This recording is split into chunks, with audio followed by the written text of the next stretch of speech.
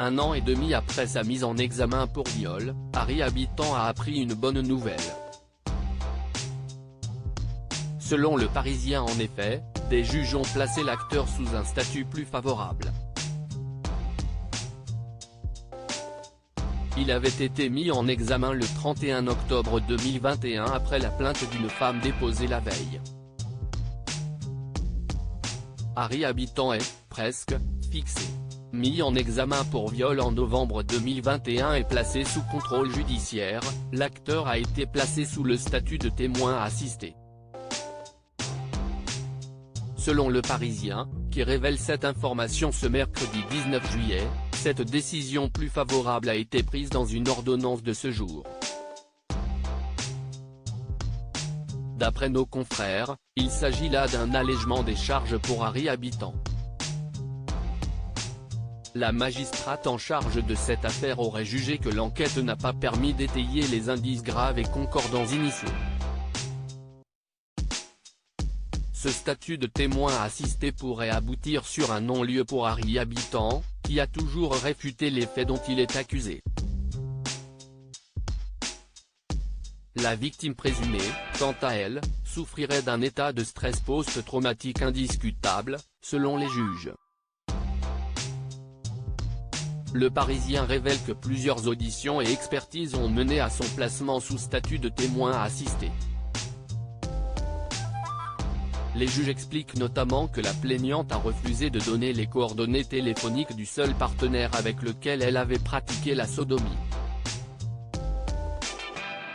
Leurs entretiens avec d'ex-partenaires d'Harry Habitant dresseraient plutôt le portrait d'un homme respectueux, à l'écoute et attentif à leur plaisir.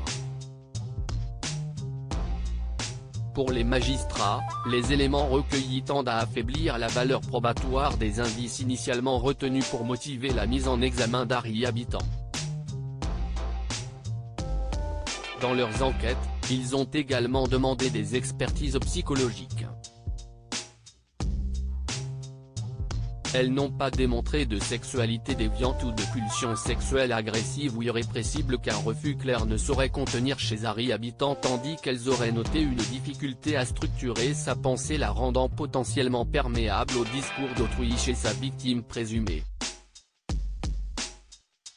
Harry Habitant va pouvoir enfin retrouver un épanouissement dans son travail. Toujours selon nos confrères, les juges considèrent qu'il n'est pas possible de conclure que les lésions traumatiques et saignements constatés au niveau génital et au niveau anal sur la plaignante résultent d'un acte de pénétration sexuelle non consenti.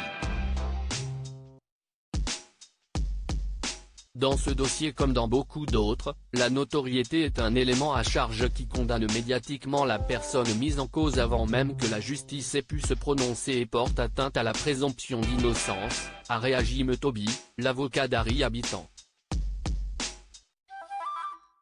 Lui espère qu'il va pouvoir enfin retrouver un épanouissement dans son travail.